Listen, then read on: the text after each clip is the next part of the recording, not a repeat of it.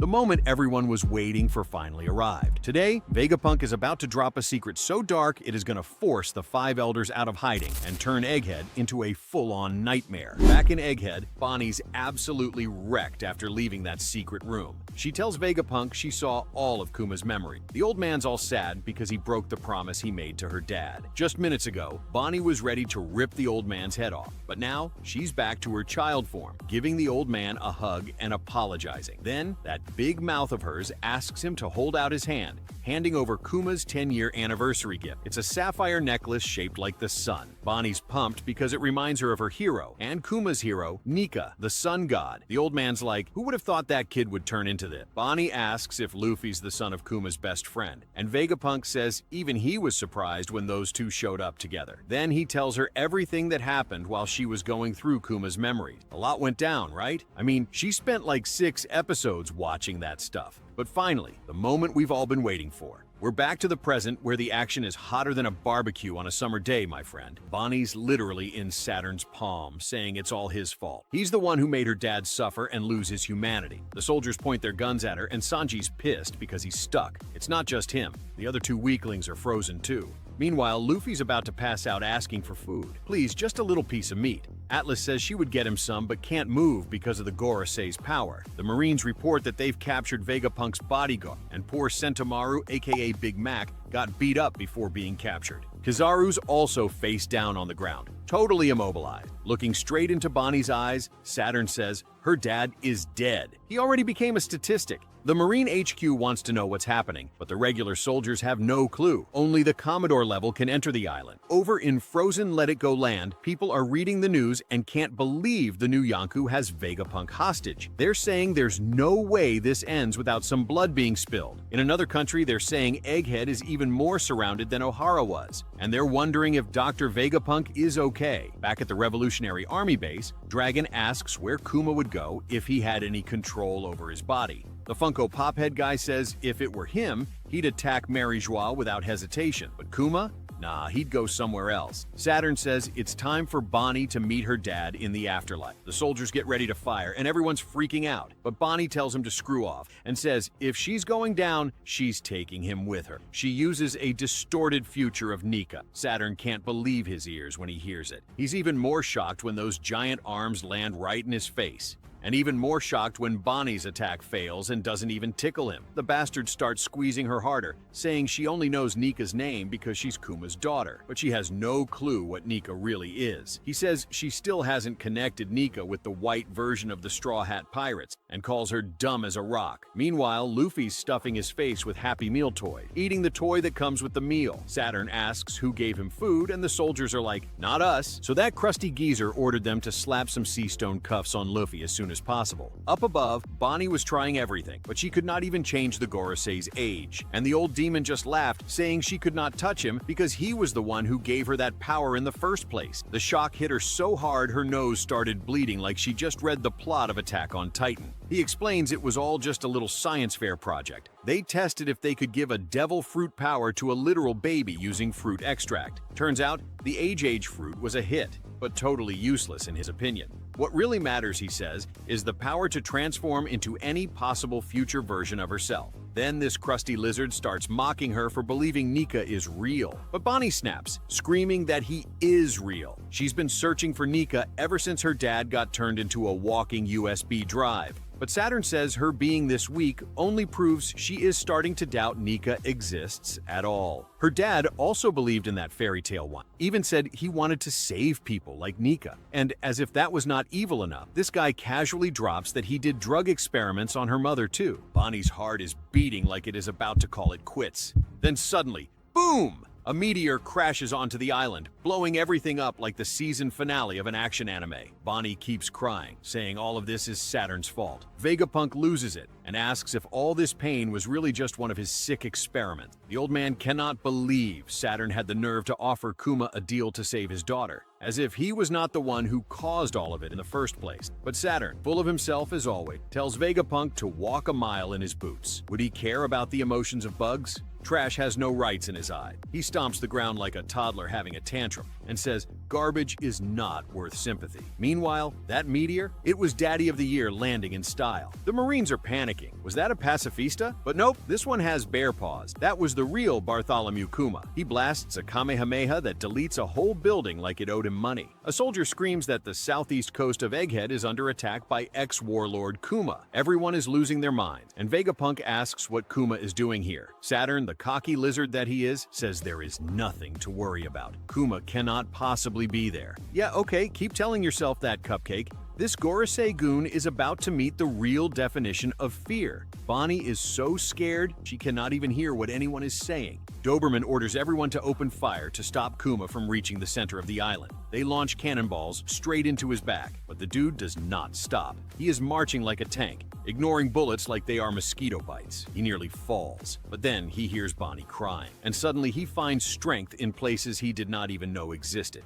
He starts body slamming everyone in his path like a one-man demolition squad. Saturn, annoyed that she is still alive, decides to finish Bonnie off for good. He tells the Marines to aim straight for her chest, while the others scream at them to stop. But just in time, Kuma arrives like a bear-shaped angel of death, blasting anyone who points a weapon at his daughter. Saturn tosses Bonnie to the ground like yesterday's leftovers. She sobs, saying even after all that, she is still going to die. She apologizes for not being strong enough. Then Saturn winds up his leg for the big stomp. But Kuma slides in like a linebacker and takes the hit straight to the back to protect Bonnie. She is crying her eyes out, not sure whether to scream or hug him. Saturn cannot believe what he is seeing. He rips Kuma's claws off and blasts him again, but the bear grabs the shot midair, and the impact makes Saturn drop his cane like an old man tripping over a Lego. He asks Vegapunk how this is even possible. Kuma was supposed to be dead. Kuma glares at him and remembers every single moment of pain. His entire family enslaved, everything he loved taken from him, but he is still alive, still standing, still fighting for the one person he can still protect. Saturn says he should be scrap metal. After all, when the Revolutionary Army rescued him, they activated his self-destruct protocol. But look at him now, alive and kicking.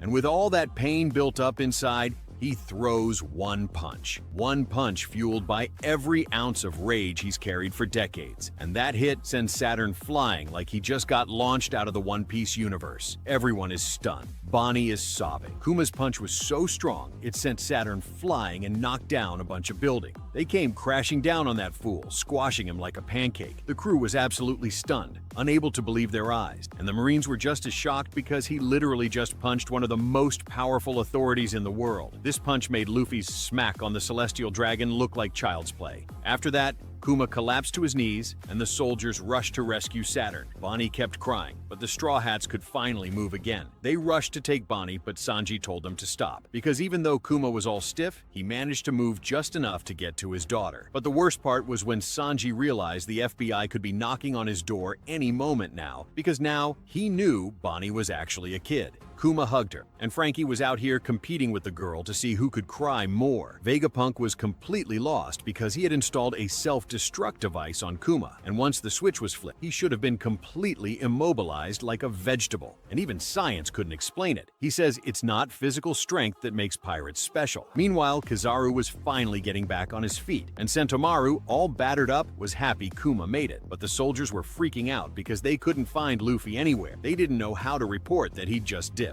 After that, Kuma was completely powered down, and Bonnie thanked him for everything he did. She knew everything because she saw his memory, all the happy and sad moments he lived. With a waterfall of tears in her eyes, she said how happy she was to see him again. She said her mother was an incredible woman. She supported him all the way and would throw hands with anyone who messed with him. He was a bit of a doofus for rejecting Ginny when she asked him to marry her, but she knew it was all for her own good. And now Bonnie knew that Kuma never stopped thinking about her for a second. She also knew he wrote her several letters. They never arrived because of that rat Alpha. He wrote about everything he did while traveling the world and how impressed he was with Dr. Vegapunk's inventions. He couldn't wait to go on an adventure with her. The girl hugged him, saying that even though everyone calls him a tyrant, he's the kindest person in the world, and she promised she'd never forget that. Meanwhile, the Marines were still trying to dig up Saturn. He started releasing such monstrous energy that it sent everyone flying. The crew was in shock because they thought the Gorosei was a goner, ready to be printed on a t-shirt. But then Saturn crawled out in his Spider-Man form and landed like a Marvel hero. But let's be real, this old man was no hero. His arm got ripped off, and even that fool couldn't regenerate anymore. He asks Vegapunk if it was him who did this, but the old man says it was the power of love. The horned guy says this is just a mistake and starts regenerating again. His horn gets all shiny and his arm is good as new. The backyard chef asks how his body regenerated so fast. Now that the Gorosei was all good, he says he doesn't need Kuma anymore and starts throwing his claws at him again. But Sanji comes in with a kick to stop that old bearded dude. Frankie shouts that Kuma helped them out a bunch of times. He then readies a laser beam to blow that bum away. But Kizaru stands up and says they've really grown. The giant robot stabs Saturn and tells him to go to hell. But Borsalino pops up behind him, saying, "Show me how strong you've gotten," and kicks him right in the face, sending him to the ground like a pigeon turd. Bonnie says Kuma isn't moving, and Vegapunk tells Atlas to carry him to the lab. She carries him on her back, and Applehead says he'll take care of Saturn. They should focus on Bonnie and Kuma. Kizaru asks if they're going to let them escape, but Saturn doesn't care. Vegapunk calls him a coward because he doesn't have the guts to finish him off. He even calls him Borsalino and remembers when they used to have fun as best friends. On the ship, Doberman listens to Saturn's order to punish those who defy the world government. In other words, he's calling in a full-on buster call. This island was deemed a threat to the government, and it's about to get a destruction call to wipe everything out. But this time, they wouldn't have to wait for the ships to arrive because they were already surrounding Egghead. They were ready to burn the entire island to the ground with not even a single soul left alive. Vegapunk freaks out when he hears the buster call. Saturn says that those who study the world's secrets, those who carry the blood of a lost race, and those who awakened an ancient god must be completely obliterated. The buster call was finally activated. Vegapunk asks Saturn to cancel the order because this island is the future of humanity. The Marines were running around like chickens with their heads cut off, trying to evacuate the island, and they wanted to know what the heck was happening at the center of the island to cause this madness. Meanwhile, the crew was hauling Kuma on Atlas's back. Vegapunk kept insisting, but then the doll girl interrupted. She told Saturn and Kizaru to get to their ships because the island was about to turn into a war zone. But the horned guy said they were staying until everything was ready. He then ordered the bombardment to start, and the doll girl was like, "You've got to be kidding me." Kizaru told her to leave if she didn't want to end up as a pancake. Vegapunk asked if they were really going to solve everything by just killing him. After all, Egghead houses some of the most incredible scientific discoveries. Destroying the island would wipe out a century's worth of scientific progress, and he begged Kizaru, who could barely look him in the eye. Saturn asked if Vegapunk was still hiding something from them, and he said they didn't need that progress. Vegapunk begged again for the sake of humanity, but the jerk said he forgot to mention the ship that escaped from the island yesterday. He'd already ordered his soldiers to chase them down and destroy them, because there might be someone who knows about the Void Century on that ship.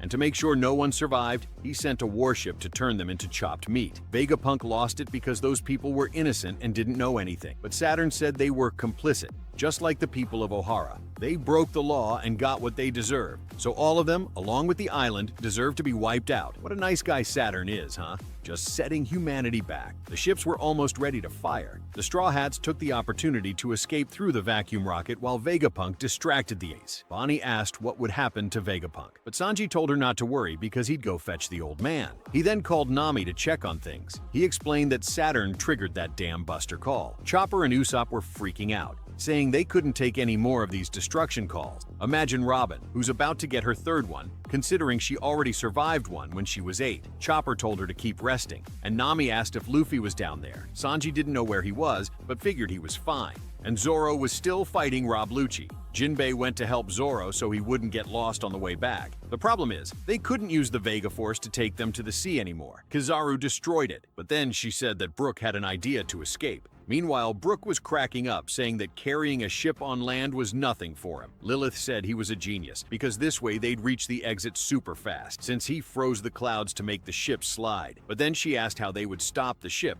and Brook looked like he was caught in headlights. He took a hit when he admitted he hadn't thought of that part. She screamed that they were going to crash if they didn't do something. Meanwhile, the ships kept surrounding the island, and Doberman said the barrier was still up. So he gave the order for the ships to destroy the central factory and Egghead City. And finally, the terrible buster call began. It was bullets, punches, and explosions everywhere, and the city started being completely obliterated. Meanwhile, Luffy kept stuffing his face, eating like a hippo. The soldiers ask if that's the Straw Hat and order them to capture the Yonko, but they get blasted by cannonballs before they can do anything. But bombs just keep coming, and the soldiers are screaming to wait because they haven't even run yet. To make things worse, there were pacifistas shooting their laser beams that were setting the city on fire. Vegapunk can only watch in despair as everything he worked for gets destroyed right before his eyes. He can't believe all his effort is being thrown down the drain, and there's nothing he can do. The future of humanity is doomed, and his dreams are shattered. Saturn orders Kizaru to do what needs to be done,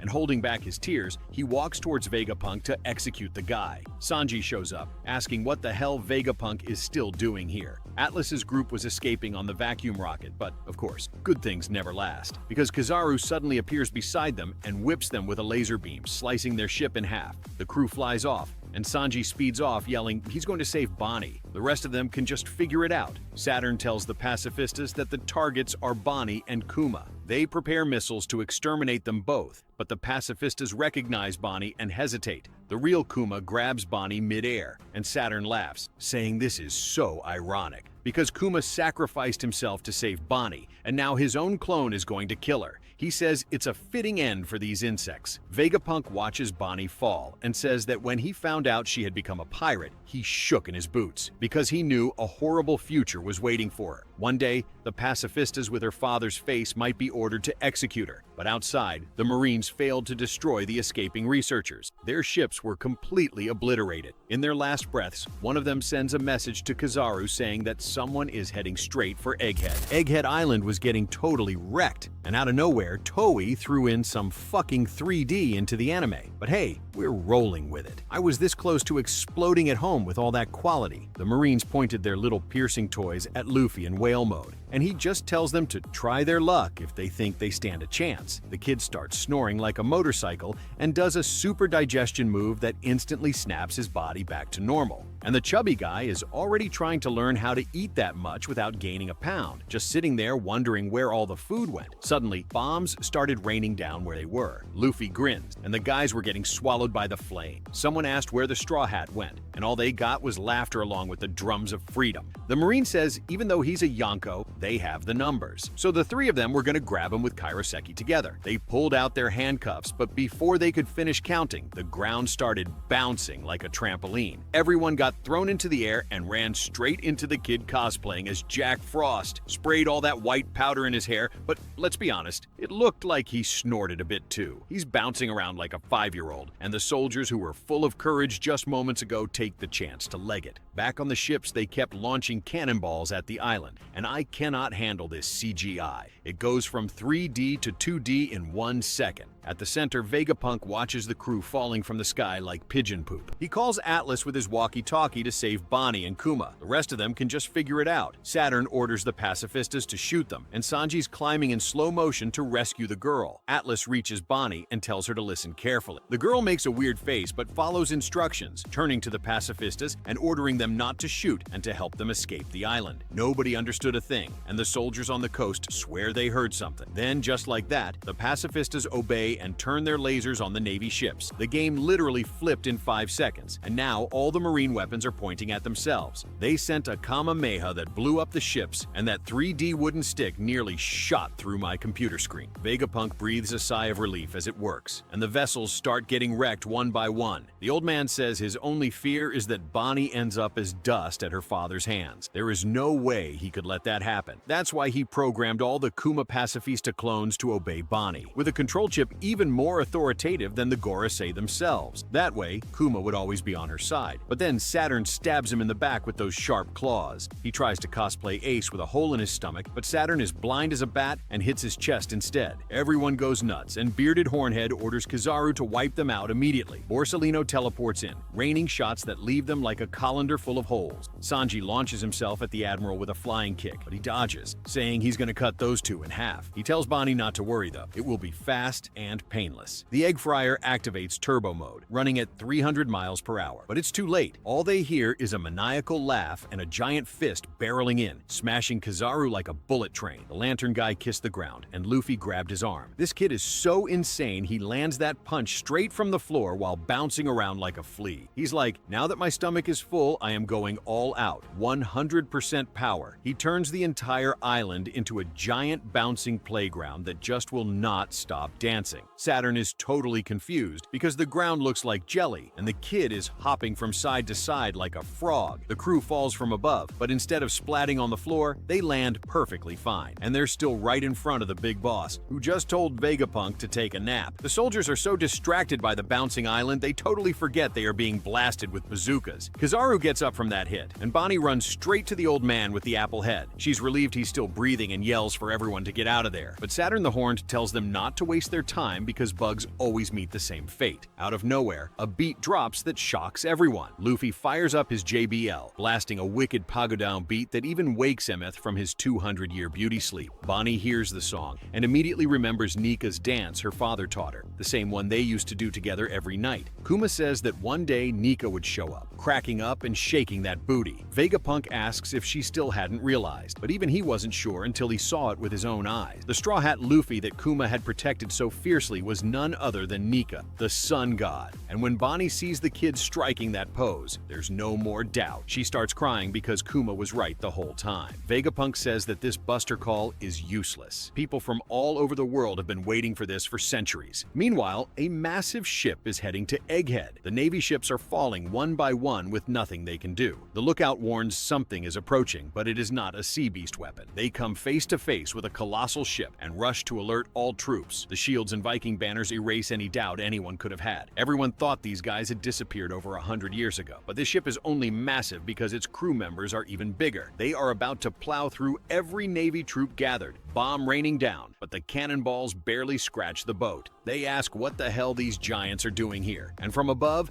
none other than the giant warriors Dory and Brogy jump down, playing seesaw and sending those weak soldiers flying. They draw their weapons and destroy those warships like they're toy boats. Brogy says they came for the Straw Hat. Dory is hyped to see the sun god. Now the brawl is about to go full throttle, my dude. The Marines bolted in panic as soon as they saw the giants. Brogy smashed the ground with his axe and sent those guys flying like action figures. The two of them jumped onto Egghead Island, shouting that they came for the Straw Hat. Their crew showed up right after, running over the Navy and storming the island. And they told them to take care of the annoying ships around the island. Kashi and Oimo took charge and charged forward, smashing the ships like they were little toy boats. The Navy soldiers were freaking out, asking why all these ancient giant warriors were on this island. They tried firing cannonballs to stop them, but another ship got obliterated before it even had a chance. The warriors were slicing warships one by one, turning into the ultimate nightmare for every troop. From up in the clouds, Usopp was spotting the giants and screaming that the masters had arrived. But with that size, he didn't even need binoculars to see them, right? He was worried, thinking he'd never see them again, even if they went back to Elbaf. He remembered when the whole world feared the giant pirates. But they split up because of a fight between the two captains, Dory and Brogy. The Straw Hats met them in Little Garden in the middle of that battle. It had been going on for so long, they even forgot what started it. Usopp said he wanted to be a brave sea warrior like them. Oimo and Kashi had met them back when they were gatekeepers at Eni's lobby for 50 years, and now they were all gathered on Egghead to help the crew escape this nightmare. Edson could not believe they had such strong allies. He said they must have come after reading the government news, and now everyone was getting ready to make a run for it. Nami asked where Brook was, but could only hear Lilith screaming. The skeleton said to chill. He was coming with the Sunny. He was totally relaxed, not even thinking about how to stop the ship. Lilith screamed that if they fell off the island, they'd crash into the barrier and blow up. Meanwhile, Zoro was locked in a fight to the death with Rob Lucci, and Jinbei was flying like a manatee to help the swordsman. Zoro told Tigger to stop bugging him because he was in a hurry, but the little punk said only the winner gets to say that. He lunged again with those sharp claws, claiming he heard the swordsman was a burden slowing down his crew. Zoro dodged a kick and blocked the maniac ready to slice someone. Lucci said they were a bunch of idiots who couldn't leave a single member behind. So as long as the mop head is breathing, the Straw Hats will stay trapped here. But his logic is completely whack, right? Because if by some miracle he killed Zoro, the Straw Hats would challenge the devil himself for revenge. Down below, over 30 Navy ships had already been sunk. Vice Admiral Red King ordered the smaller and medium ships to fall back, leaving only the warships to push forward. He ordered them to shoot the pacifists, but he couldn't believe they had to attack their own guns. Meanwhile, in the middle of the forest, two crazy maniacs were just chilling. Yep, Van Augur and Katarina Devon lost in the woods like nothing was happen and thinking about how to spice up this fight even more. In the center, Bonnie could not believe her eyes. Luffy asked why she was crying like a total baby. And of course, she said she was crying because she had been looking for him all this time. Luffy asks if she hit her head since he was with her the whole time, but she says she did not know he was Nika. The kid had no clue what she was talking about, and she tells him she always wanted to throw rubber punches like him. Then he remembers that embarrassing moment from earlier when she barely tapped Saturn, but she screams that she wants to see the real punches since he is the big boss, and she tells him to punch that old bearded guy in the face to get back at Vegapunk. Luffy is totally confused, and his eyes practically popped out when he saw the scientist on the ground with a hole in his chest. Saturn says these bugs deserve nothing but death, but Luffy disagrees and says he will get everyone off this island, telling Bonnie to learn how to throw a real punch. He was about to unleash a massive beatdown until Saturn fired an invisible haki shot that stopped him. But of course, he did not give up and spun back like a helicopter, asking what the heck he was doing hurting his friend. He unleashed a rubber dawn machine gun that scraped Saturn's face, rained down a storm of punches that slammed into the miserable villain's face, and Bonnie just watched the Liberator warrior who is going to save this world someday. The Gorosei was almost turning into a pancake from all the punches he had taken. Luffy finished him off with a crushing punch loaded with haki, sending Saturn flying backwards while doing a Michael Jackson moonwalk, and after wrecking that trash across the buildings, he laughed like nothing happened. Atlas screams that this is their chance to escape. She told Bonnie to activate her float mode and fly over the island. The girl asked Vegapunk to come with them, but the old man told her to go ahead, because he is a medical expert and knew that moving now would kill him. But Kizaru shows up again saying he will die even without moving, and fires a deadly laser to kill two birds with one stone. But the Friar of Fate arrives with a once-in-20 years move and blocked that Radukin with a simple kick. Borsalino is jaw-dropped, and Frankie even more, screaming that it was a laser beam. Sanji says he does not care because love is stronger than light, and I just hope all that love is for Vegapunk, or you better get ready to turn into a softie in jail, my friend. Kizaru says if that were true, physics would not exist. The Supreme Cattle tells Frankie not to let Bonnie get hurt, and to get out of there while he handles the Lantern Guy. Bonnie did not want to go without Vegapunk, but the old man said she needs to go with Kuma, and they fly off toward the northeast coast. Luffy starts cracking up while bouncing, telling Sanji that this was insane. Kizaru says he will lose face if he leaves without the heads of the two, but the Egg Friar says he just has to write an apology to the Navy, and it is all good. Saturn was buried under the rubble, and Katarina asks if he is not one of the five elders. She asked what kind of power that was, and said she had never seen an elder descend personally to the lower world, but that was a huge help. She put her hand on his leg and said the mission was complete. Saturn asks why they are here. He never imagined that the level 6 impel-down savages would be someone's pawns, but she says Teach is special, just like her lineage. The bearded guy says they are always plotting evil plans and asks again what they want. Van Auger's answer? Nothing less than the world. Saturn tries to crush them, but the two bounce away. After all, the mission was already complete. Now that she touched down, she could transform into one of the highest authorities in the world. Big Nose asks if Auger could not have teleported them farther from the island, but he says he is still training. But behind them was undoubtedly one of the ugliest characters in the anime.